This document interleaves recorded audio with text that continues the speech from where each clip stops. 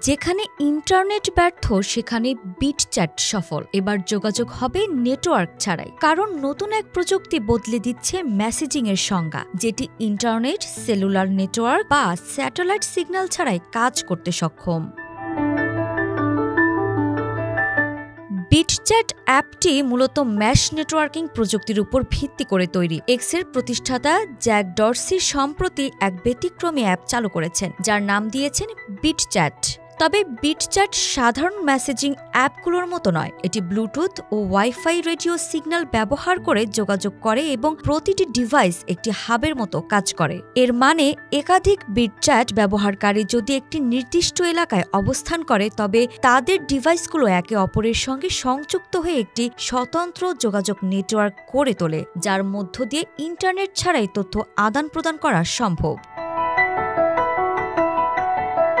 Jack Dorsey মজা করে এই অ্যাপটিকে আরেকটি নাম দিয়েছেন। সে নামটি হচ্ছে উইকেন্ড প্রজেক্ট। অ্যাপটি নিয়ে ডরসি তার এক্স হ্যান্ডেলে বলেছেন, বিটচ্যাটে পুরো দিনের ইন্টারনেট চ্যাটরুমের মতো, যেমন ছিল আইআরসি। অ্যাপটি নিয়ে ডরসি তার এক্স হ্যান্ডেলে বলেছেন, বিটচ্যাটে পুরনো দিনের ইন্টারনেট চ্যাটরুমের মতো, যেমন ছিল আইআরসি। এখানেও ব্যক্তিগত গোপনীয়তার উপর জোর দেওয়া হয়েছে। কোনো ইমেল বা ফোন নম্বর দিতে হয় না, আর বার্তাগুলো শক্তিশালী এনক্রিপশনের মাধ্যমে নিরাপদ রাখা হয়। বিটচ্যাট এখন পরীক্ষামূলক পর্যায়ে কিছু নির্দিষ্ট দেশে চালু করা হয়েছে, তবে এটি দ্রুতই গ্লোবাল রোড আউটের দিকে যাচ্ছে। অ্যাপটি অ্যান্ড্রয়েড ও আইওএস দুই প্ল্যাটফর্মে চালু করার পরিকল্পনা রয়েছে। যে সুবিধাগুলো পাওয়া যাবে তা হলো, যদি সরকার ইচ্ছাকৃতভাবে ইন্টারনেট সেবা বন্ধ করে দেয়, যেখানে সাধারণভাবে কোনো নেটওয়ার্ক সিগন্যাল পাওয়া যায় না, এবং ভূমিকম্প, বন্যা ও যুদ্ধকালীন সময় ইন্টারনেট বিচ্ছিন্ন থাকলেও যোগাযোগ বজায় রাখা সম্ভব হবে।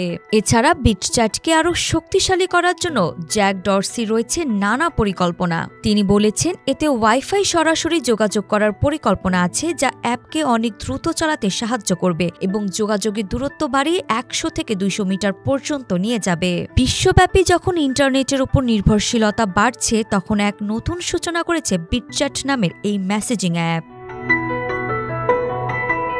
আরিফা জাহান প্রিনন, বিটি আর্কাইভ।